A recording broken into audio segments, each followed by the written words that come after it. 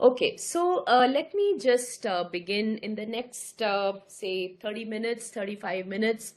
I would just like you to,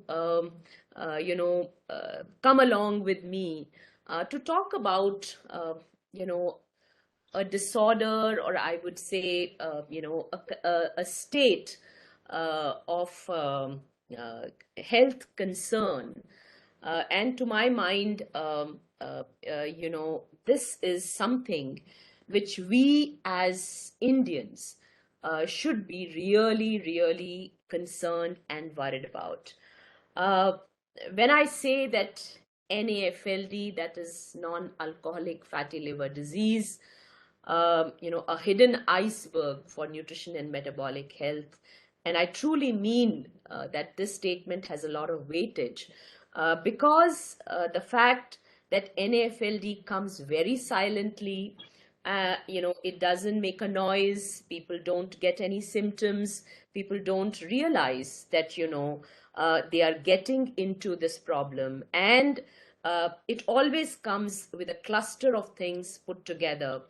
And once it strikes, and if it is not curtailed or arrested early, it can go further and even damage the liver. And I have seen many cases, of NAFLD getting converted to liver carcinoma or liver cancers. So I felt that, we as nutritionists should always strive for using our therapy to prevent people getting into the complications related to NAFLD. And I see a huge opportunity for the nutrition professionals, to arrest this damage very early. So what I'll do is, in the next couple of slides, I will take you through this and also connect you with some of the things which we have done and which we are also doing, in the space of metabolic health.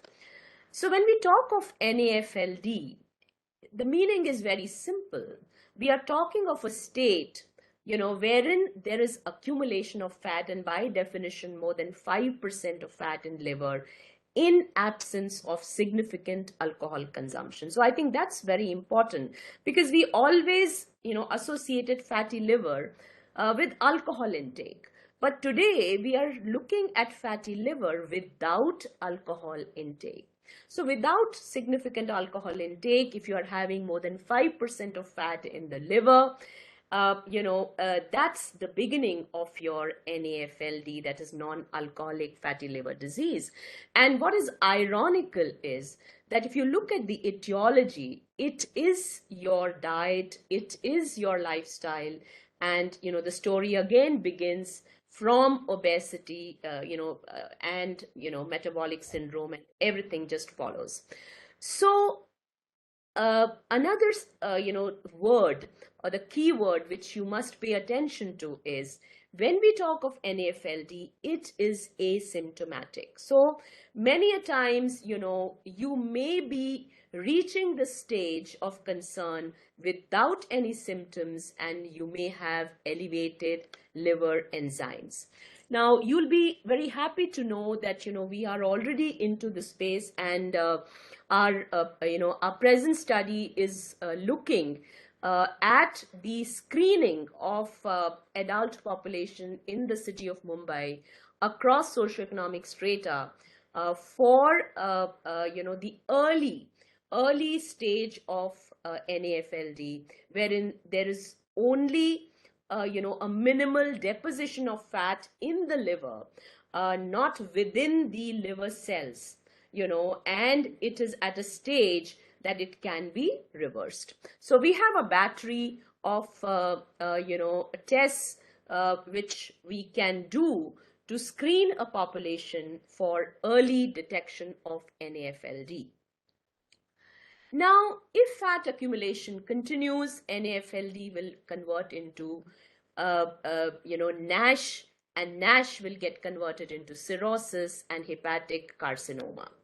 So like I said, the hepatic component of NAFLD comes with a cluster of metabolic health related variables. So it may start with something as simple as abdominal obesity. And in India, we are very much concerned about abdominal obesity because even in low BMIs, you are having a higher waist circumference. So there is intra-abdominal adipose tissue besides the subcutaneous adipose tissue. And that's where, the whole trigger of, insulin, hyperinsulinemia, insulin resistance, excess amount of free fatty acids getting into the system, hypertriglyceridemia, diabetes, hypertension. So this whole cascade just follows from there. Now, if I look at NAFLD and its subset, so one is non-alcoholic fatty liver. So in non-alcoholic fatty liver, there is hepatic steatosis, that is accumulation of fat in the liver without hepatocyte ballooning. And the chances of progression to hepatocellular carcinoma or cirrhosis are minimal. But if you look at NAFLD, non-alcoholic fatty liver disease, which I just defined, there is hepatocyte ballooning. Hepatocyte ballooning is essentially, the beginning of the damage of the parenchymal cells of the hepatocytes. And there could be fibrosis. Now, this, if not corrected at an early stage, can lead to what you call as non-alcoholic steatohepatitis. And steatohepatitis, kind of corresponds with accumulation of fat within the liver cells. And that's where the degeneration and the fibrosis of the liver cells deepens and, becomes more severe. And if not attended, it can, you will not even realize when NAFLD will get converted to NASH, and NASH will get converted to cirrhosis. And that there are times when, you can't even pinpoint the etiology of the cirrhosis, and you may have fibrosis in the liver, decrease in the elasticity of the liver, and, if again not attended, can lead to a liver carcinoma. Now, if you look at the prevalence of non-alcoholic fatty liver disease globally, you find that the prevalence is in the range of 20 to 30%. I mean, all, the developed nations are showing this kind of prevalence, and India also is really not too far from there. And, the prevalence, community prevalence, which is quoted in India is, close to 30%. Metabolic syndrome prevalence, which is quoted in India, is 68.5% now. I remember a couple of years back when we did the prevalence of metabolic syndrome in the Mumbai city, in adults, we found a prevalence of 49%. And of course, we know that, diabetes, type 2 diabetes is on the rise. So if I try to map, what are the etiological factors which are really, contributing to NAFLD? First, of course, is body composition. So we as Indians, I think, have to be extremely guarded as to, what is happening within our body. And I am very much interested to share that recently we published our randomized control trial on pre-diabetes and hyperinsulinemia in adolescents and young adults. And you will be shocked to know that, almost 30% of them were hyperinsulinemic and pre-diabetic. And many of them were low BMI, but they were carrying high percentage of body fat. And like I said, the worst fat which you can accumulate in your body is abdominal fat or the visceral fat. And with the lean obesity coming in, abdominal obesity growing in, there is increased inflow of non-esterified free fatty acids from this excess abdominal and intra-abdominal fat depots. which gets coupled with hyperinsulinemia and insulin resistance, and thus, starts the metabolic derangements, and which you see one of the worst in metabolic derangements which can happen in your body is the rise in the inflammatory markers. So you have, your highly sensitive CRP going up, and it is quoted that, an increase of highly sensitive CRP of 1 milligram per liter can increase the risk of NAFLD by 1.7 times. So it's like, one thing leading to the other, but the most most important concern is the level of inflammation increasing in the body, and especially in the liver, which in turn strikes the liver cells and causes liver cell degeneration. And not only that, it pushes you to other end organ damage. Other determinants include vitamin D deficiency. It is known that, if you have vitamin D deficiency, it may increase the flow of free fatty acids in the bloodstream, and that may promote fat storage in the liver. So that is one thing which, again, we as Indians, in spite of, it's ironical again that we are a tropical country and we have huge amount of sunshine available, but because of our sedentary lifestyles and in the way we work today, we are confined to artificial lights, not exposed to sunlight, and there are very less vitamin D rich sources. And metabolically also, there is some interplay, at the receptor level genetically, which is pushing us to more vitamin D deficiency. So the point is that we must assess our vitamin D levels and correct it, if it is insufficient, by vitamin D supplementation. Of course, there are dietary factors, which I'll be talking more in detail as I go further in my talk. So the conditions which are established for NAFLD are definitely obesity, metabolic syndrome, type 2 diabetes, dyslipidemia. But the conditions which are emerging, having associations with NAFLD are the polycystic ovary syndrome, hypothyroidism, obstructive sleep apnea, hypopituitarism, hypogonadism, and pancreatoduodenal resection.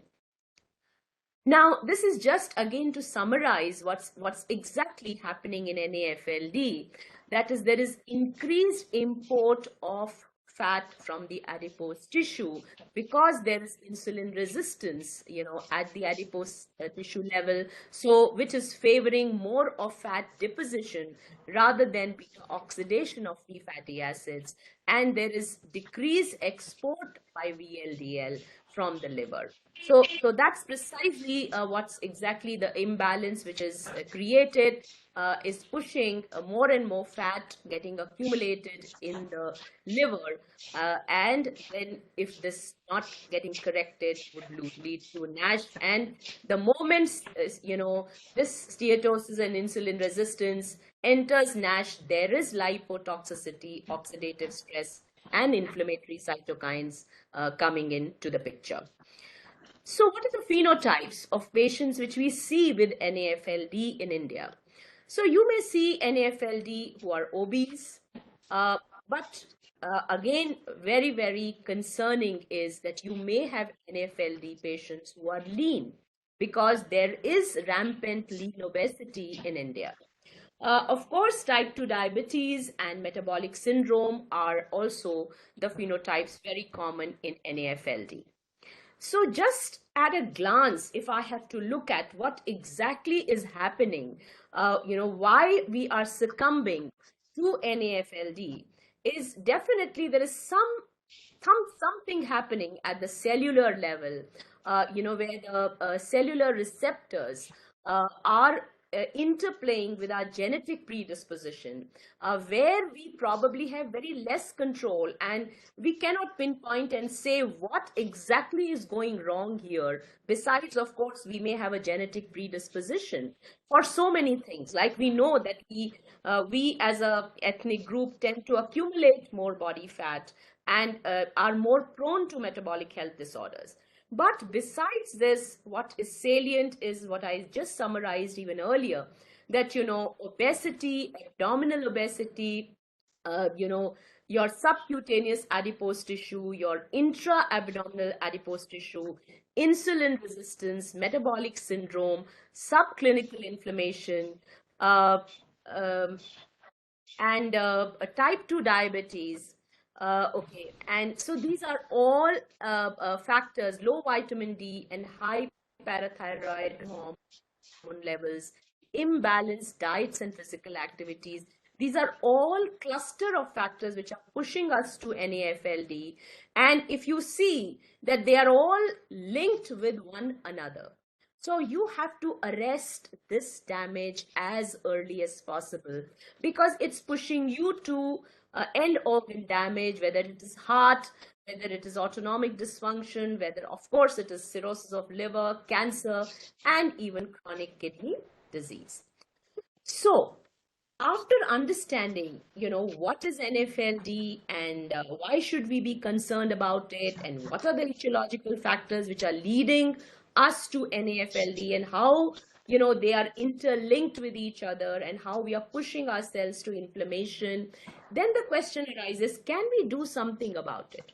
But the good news is that if we can screen people with NAFLD early, we can actually reverse NAFLD. We can, cause a reversal of NAFLD. We can cause a reduction in the liver fat, and we can cause a reduction in the level of inflammation and the damage to the liver cells. So how is it possible? It is definitely possible just by dietary and lifestyle intervention.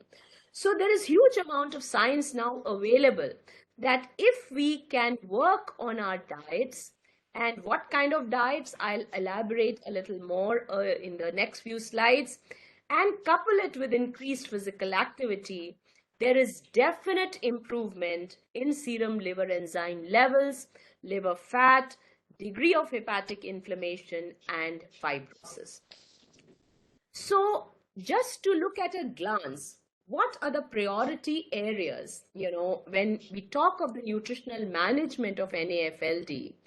Of course, we have to talk about macronutrients, especially the fats, and that too saturated fats, trans fats, simple sugars, and animal proteins. These are the highlights of the macronutrients which we really should be worried about.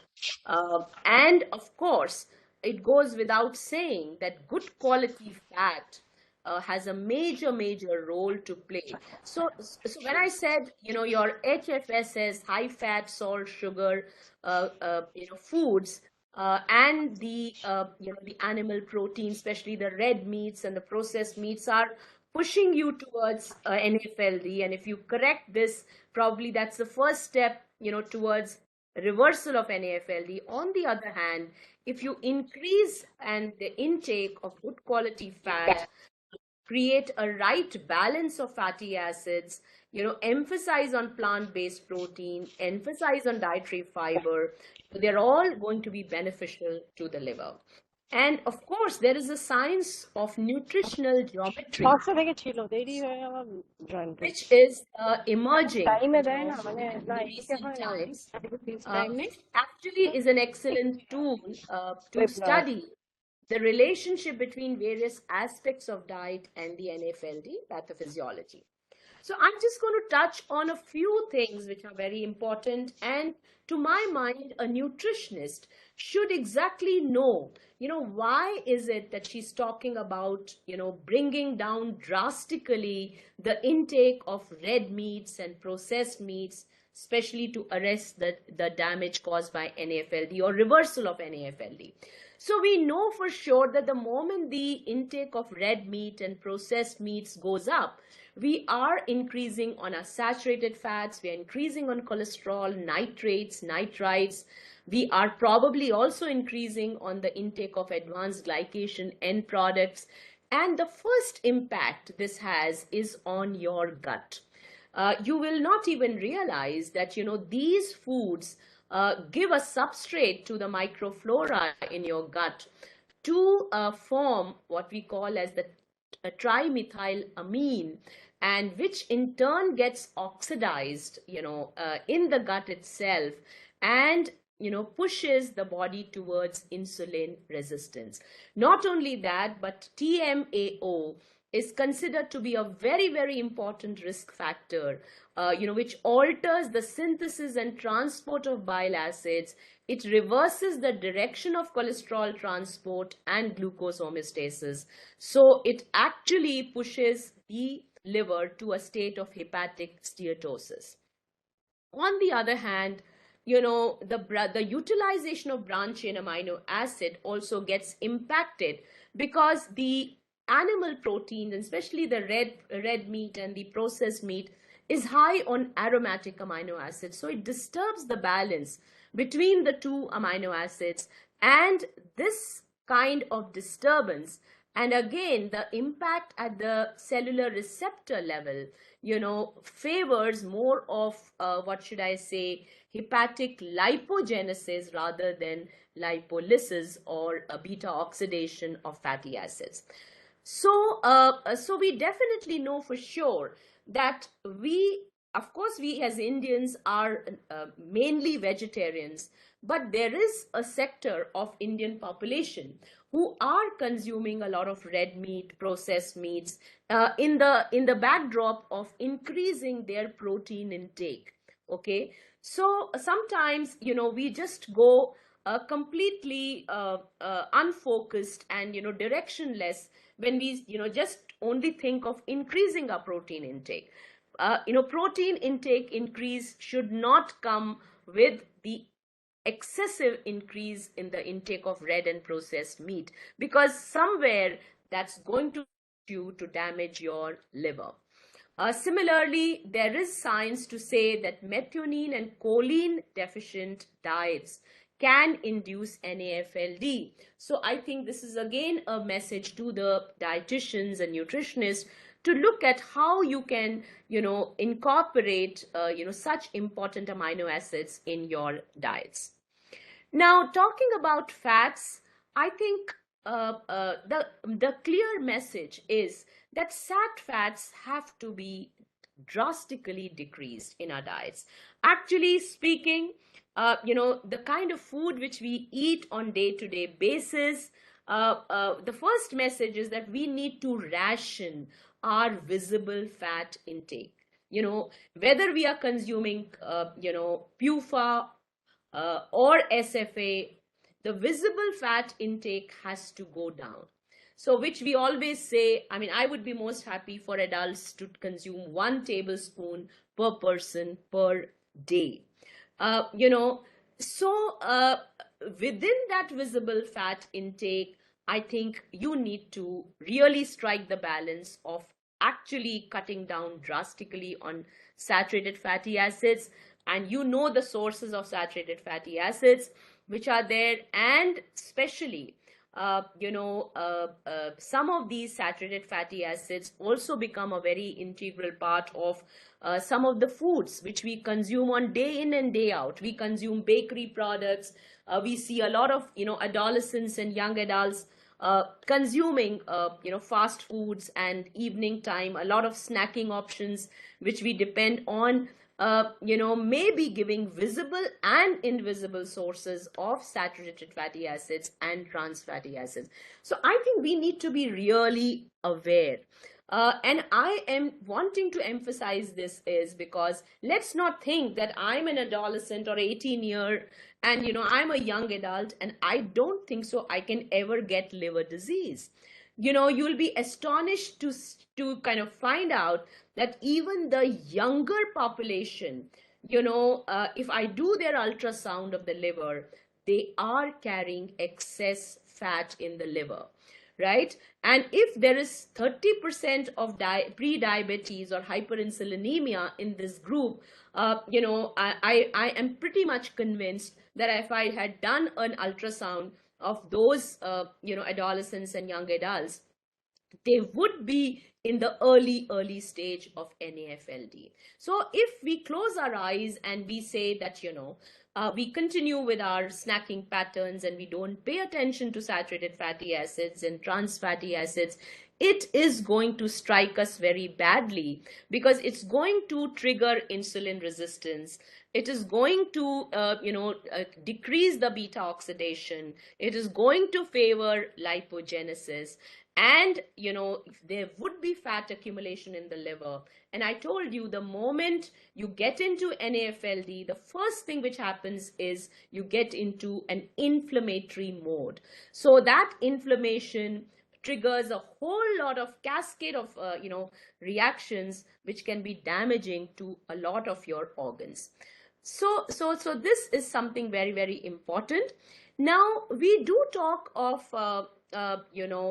a balance of the right kind of fatty acids. And again, the second important message is that excess of omega-6 is not a good idea, because we know this is going to add to the inflammation in the body. And that's where, the balance of omega-6 to omega-3 is what is emphasized. So what comes very emphatically, so far as fat is concerned, is that yes, we have to cut down drastically on our saturated fats and trans fats, whether it is coming visibly or invisibly. But at the same time, we also have to pay attention to how do we get more of MUFA in our diet, more of omega-3 in our diet. And today we know that, we want these fats to come through invisible sources. And again, through our randomized control trial, we have proven that, 2 handfuls of almonds, when consumed by adolescents and young adults just for a period of 90 days, could bring down the level of inflammation, could bring down the hyperinsulinemia. That goes without saying that, we need to get these quality fat into our diet and get rid of the high fat, salt and sugar foods. So of course we know that, there are, olive oil, which gives us good amount of MUFA. And besides this, we know that MUFA works at the cellular receptor level and increases lipid oxidation, decreases insulin resistance, and this leads to the reduction in hepatic steatosis. Another benefit of MUFA is, especially the oleic acid, is that it reduces LDL without having an impact on HDL. And again, in our RCT, we saw that incorporation of these nuts in a defined amount brought down the total cholesterol, brought down the LDL, so without impacting the HDL. On the other hand, I also said omega-3 doesn't come very handy in our diets, and we as nutritionists have to really educate people how to get omega-3, whether it's walnuts, whether it's specific pulses, whether it's millets, whether it's green leafy vegetables. So we have to keep on giving these messages that how do we incorporate this omega-3, because this is going to help us increase the insulin sensitivity, reduce the intrahepatic triglyceride content, and ameliorate the steatohepatitis. So after fat, I think what goes next is definitely simple sugars. So sucrose, definitely a big no. We really don't need sugars. We have enough natural sugars which are available to us. So we really don't need to add so much of sugar in our preparations. So utilizing natural sugars is a good idea, but overdoing on fructose in our diet is also not a good idea. And that's why on a scale of 100, we always say that, it's only 30 to 40% fruits and 60 to 70% should be your vegetables. Because what is more important there is the fiber, the dietary fiber. And, if you overdo on your fruits, you may be getting fructose, but you are adding on to your simple sugars, which is again going to have a damaging effect on your insulin sensitivity, hyperinsulinemia, and triglycerides, and the impact, the factors which impact the liver. And of course, processed foods which have the high fructose corn syrup, which adds to the simple sugars which get added to these foods. And if you see the mechanism, that it's not only just the metabolically this simple sugars work, but it also works on the liver through your gut. There is gut dysbiosis. It's a known factor that if you overdo on your sugars, your fructose, your HFCS, it's going to impact your gut microflora, and it is going to create a whole lot of inflammation in your gut, which in itself will impact the liver and will also favor the fatty deposition in the liver. So, we know that, dysbiosis, which modifies the microbiota, induces endotoxemia, systemic inflammation, insulin resistance, and liver inflammation and damage. There are studies to show that liver enzymes were normalized in 75% of NAFLD patients eating 10 grams per day of soluble fiber for 3 months. So again, like I said, you don't need the simple sugars, but what you need is the dietary fiber, and more so the soluble fiber. So whether it is beta glucan, whether it is the soluble fiber from your methi seeds, whether it is a soluble fiber from your flax seeds, whether it is a soluble fiber from your peas and beans, and so many other vegetables which are giving you good amount of soluble fiber, because fiber is the base or is the food for your gut microbiota. So it has to come in good quantities, and you can even use soluble fiber therapeutically. Like today, we have documented that 3 grams of beta glucan can bring lipid lowering effects, HbA1c lowering effects. So that's a possibility. So what is important is that we pay attention to this aspect and modify our diets. Now, when we talk of micronutrients, I think, all the important antioxidants are really needed for NAFLD. So whether it is your vitamin A, vitamin C, D, E, whether it is zinc, copper, selenium, magnesium, and of course, iron, you have to take it with a pinch of salt because iron can be pro-inflammatory. But using, a good blend of micronutrients is very important to rejuvenate the liver. And the NAFLD patients have shown to have decreased levels of serum zinc, copper, vitamin A, C, D, E, and carotenoids.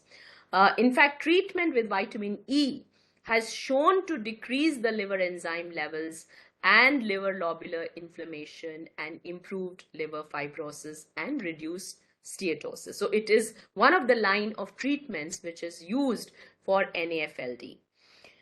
Coming again to probiotics, of course, I think as nutritionists, we vouch for a combination of prebiotics with probiotics.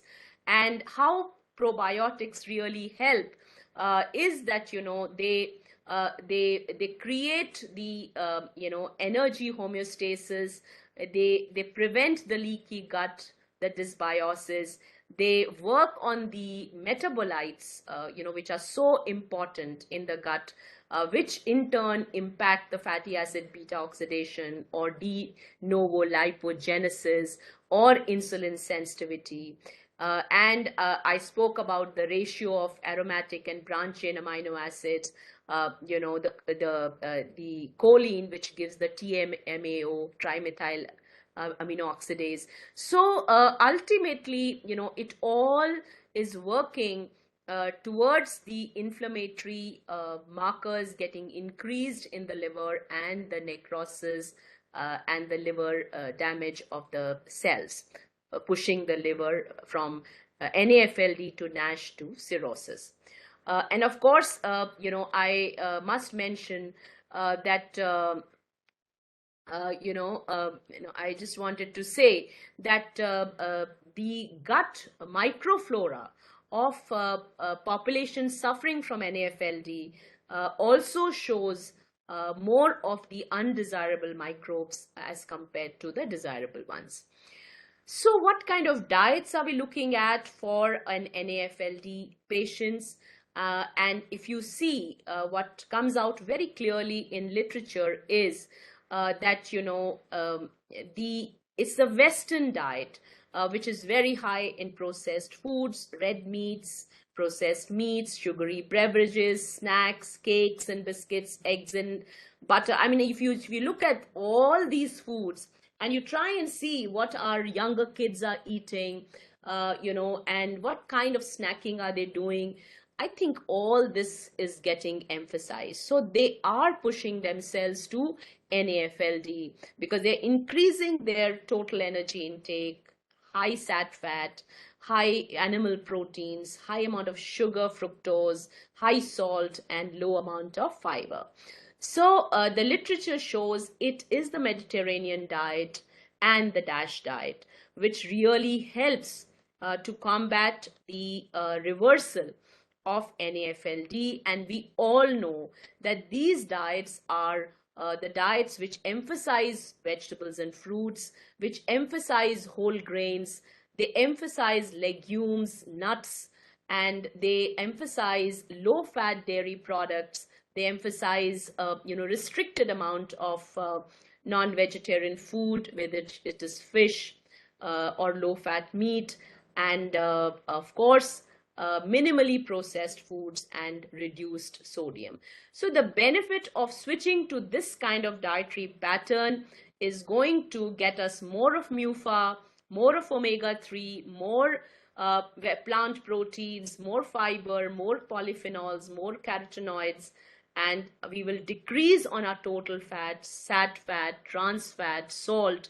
So all that we spoke about in the previous slides, I think, would help us to just arrest the damage caused by NAFLD. And again, as a nutritionist, I think you must emphasize and tell people at large that there are no superfoods which will bring a radical change in your liver. You have to look at the matrix of your plate in totality. So it's not a single nutrient, but it is a sum of the components of your diet, which is a useful approach in handling the metabolic disease. So just last two slides, and I want to leave you with a new thought of what is called as nutritional geometry, which actually is combining nutrients and foods into a model to understand the way food components interact to regulate the properties of diets affecting health. So we had nutrogenomics, but we also now talk about nutritional geometry. So which is something which tries to place nutrients, food, meals, dietary pattern, the food, the bioactive components, in such a manner that you try to develop different paradigms which can be customized to individuals, to populations, and because it's not that one formula works for all. So I think in today's time, nutritional geometry is really addressing questions like how does dietary macronutrient balance relate to energy intake? How does the range of energy intake relate to energy balance? what is the relationship between dietary macronutrient ratios and total energy intake, and what is the relationship between dietary macronutrient ratios and socioeconomic status, and how does dietary balance influence protein intake. So there are a lot of unexplored issues which this nutritional geometry works on, different permutation combinations, and what gets emphasized, what gets less emphasized, and of course it also incorporates quality of the macronutrients. So some of the work which has been done using this concept clearly indicates that high carbohydrate intake gets associated with NAFLD, and a good amount of protein intake is related to decrease in NAFLD, and the highest probability of suffering from severe NAFLD occurs with low protein and high fat diets. And especially I would also add the quality of fat here. So, and of course the ratio and quality of macronutrients could also be an important component. So yes, personalized nutrition again is the forte of the upcoming nutritionist, and in fact I've got an invite from the Asian Federation of Dietetic Association to talk about the use of artificial intelligence and technology through personalized nutrition by dietitians in India for this ACD 2022. But yes, it is a way forward, and I think India is not lagging behind. We have our own colleague, Dr. Geeta Dharmati, who's an expert in nutrigenomics, and she uses it very effectively in the personalized nutrition. So in NAFLD management as well, we have to look at all these components, whether it's the microbiome, whether it's the genes, whether it's the physiological parameters, the nutrients, food, meals, diets, the anthropometrics, lifestyle, environment, all put together, with computed for an individual using artificial intelligence and designing personalized diet for NAFLD patients. We are going to do, of course, at the moment we have done some screening data, and we are likely to do a randomized control trial for the intervention, an intervention study for NAFLD, and we will be very happy to share what we are observing through these studies in Indian population. Of course, physical activity is very, very important, and we know, according to me, it's a written prescription today that for every person, every individual, there has to be a regular physical activity and a combination of aerobic and resistance exercises. That's the mantra for today, because we know if you want to cut down on your liver fat, you have to work out, and it improves the insulin sensitivity, it decreases the visceral fat, it clears the VLDL. So I think these are all the changes which are happening in liver because of exercise. And needless to say that exercise impacts your cardiovascular system very, very positively. So at the end, I want to leave you all with some of the research questions which can be studied by our younger dietitians and nutritionists in relation to liver, and especially NAFLD, is that, something related to protein, that does plant-based protein offer any benefit over lean animal protein in the prevention of NAFLD or cirrhosis or liver-related mortality? What is the impact of red and processed meat, lean meat, and plant protein on the histologic features of NASH? In carbohydrate, we could look at, does a diet high in whole grains offer any protection against NAFLD and progression to cirrhosis or liver-related mortality? What is the impact of refined versus unrefined carbohydrates on the histologic features of NASH?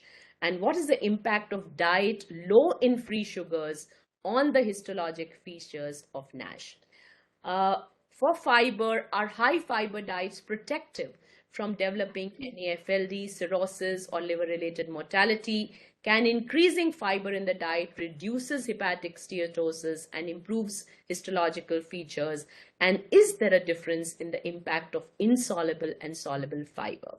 Similarly, we have some questions related to fat and the other diets which we just spoke about in our presentation. So I think the take-home message which I want to leave you all is with that NAFLD is reversible. So that's the most important message I want to convey to everybody who's listening this talk, is that please do not allow your body to reach the early stage of non-alcoholic fatty liver disease.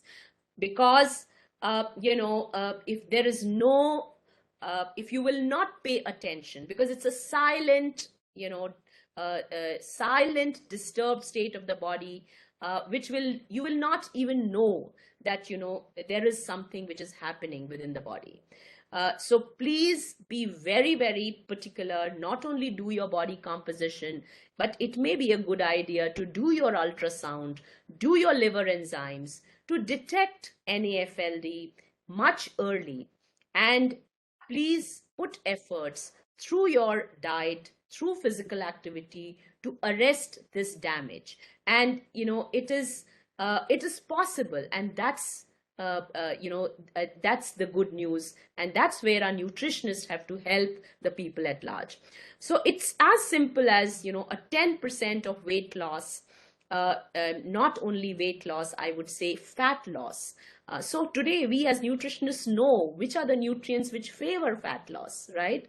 So the moment we achieve even this much with diet and physical activity, we are reversing fat accumulation in the liver, which is such an important organ in the body, and we cannot allow this organ to, get damaged. So what do we need? We need proteins, adequate, not excess, but adequate amount of protein. We should have a plant protein base. We can add good quality protein, whether it is whey protein or first class proteins, because they are going to have a protective effect on the hepatocytes and improve on the fiber intake. I think we can never forget about fiber. Every time we have to ask ourselves, where is the fiber in my plate?